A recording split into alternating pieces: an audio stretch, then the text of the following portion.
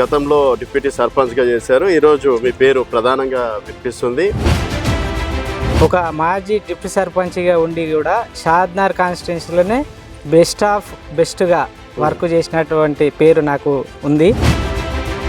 నాకు తెలిసి మీరు ఏడికి వెళ్ళినా కూడా ఈరోజు ₹1,00,000 జీతం అయితే ఏడికి పోదు మీకు. అన్నీ వదిలిపెట్టేసి ఇక్కడ ఈ ప్రజాసేవ చేస్తే నేను నా సొంతం పొలం గిట్లా అమ్ముకొని ఊరికి సేవ చేయడం జరిగింది. కానీ అందులో ఉన్న సంతోషము ఇంకెక్కడ దొరకదు. ప్రధానంగా టాక్ ఏంటంటే ఇక్కడ చుట్టూ ఇన్ని కంపెనీలు ఉన్నా కూడా లోకల్ వాళ్ళని తీసుకోరు. సో మరి మీరు రేపటి నాడు ఒకవేళ సర్పంచ్గా గెలిస్తే ఆ ప్రాబ్లం తీరుస్తారా? మన దగ్గర దాదాపు 20+ కంపెనీలు ఉన్నాయి. మన ఊరి వాళ్లకు మొదట ప్రాధాన్యత ఇచ్చే విధంగా నేను పోరాడతానని హామీ ఇస్తాను. సో మీరు 5 సంవత్సరాలు డిప్యూటీ సర్పంచ్గా ఉన్నారు కాబట్టి అసలు ఊరు మెయిన్ సమస్యలు నేను ఒక 5-6 చెప్తాను, మీరు చెప్పగలుగుతారు? ఖచ్చితంగా చెప్తాను. సర్పంచ్ ఎన్నికలు అంటే మీరు 100 హామీలు ఇస్తారు. సో నరేష్ అనే పర్సన్ ఎందుకు నమ్మాలి, ఎట్లా నమ్మాలి అసలు?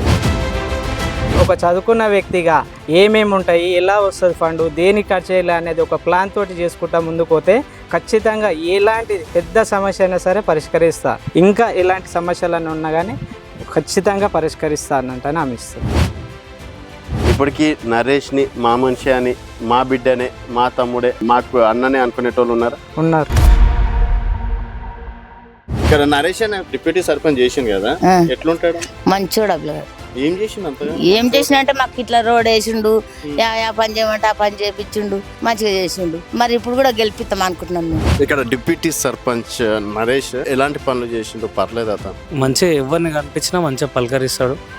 దానికి అన్నకు చాలా ప్లస్ ఉంది. యూత్ ఫాలోయింగ్ 80% 90% అన్న సైడే ఉంటారు. చింతగూడెంలో డిప్యూటీ సర్పంచ్ నరేష్ పనితీరు అంటే ఇంతకుముందు ఆయన డిప్యూటీ సర్పంచ్ చేసినట్ట కదా, ఎట్లుంటాడమ్మా మనిషి? చాలా మంచిగా ఉంటారు సార్. ఇంతకుముందు అన్ని పనులు బాగా చేశారు. అందరితో చాలా కలివిడిగా, ఒకరిని ఒకలాగా చూడరు, అందరినీ సమానంగా చూసి బాగా పనులు చేస్తారు సార్.